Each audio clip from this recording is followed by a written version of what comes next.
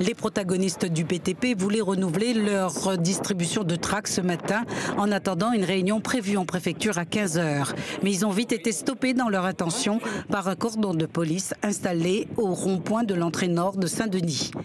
Et la colère s'accentue devant les dernières nouvelles. Chaque collectivité, région et département accepte de les recevoir, mais chacun de son côté, non pas à la préfecture, autour de la même table. Nous, on a toujours demandé un rendez-vous, comme on a fait les premières réunions, la deuxième réunion qu'on a fait depuis le début d'année, avec tous les acteurs, l'État, région, département, bailleurs sociaux.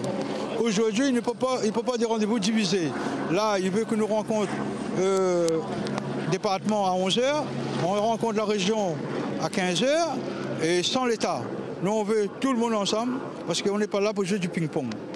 On est là pour discuter pour le déblocage des chantiers, des travaux, un programme immédiat.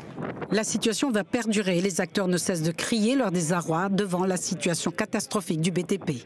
Il y a sur 2024 à 2030, 3,2 milliards de budget éventuellement.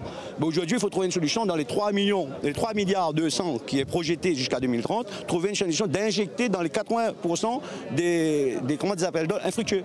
Je pense que c'est une solution de déblocage dans l'immédiat. On a eu une forte hausse, je dirais, du coût de construction. Donc le coût de construction à l'époque, il était évalué autour de 1 800 € du mètre carré, parlons chiffres.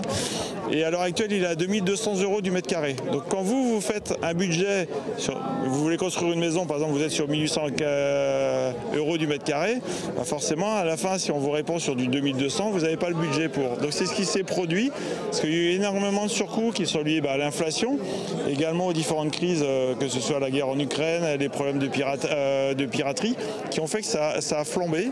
Et c'est pas lié aux acteurs locaux, c'est le prix de l'acier qui a flambé, il y a toutes les matières qui ont flambé. Et derrière, les budgets n'ont pas été réajustés, ce qui fait qu'on se retrouve avec un arrêt brutal sans plus aucun chantier.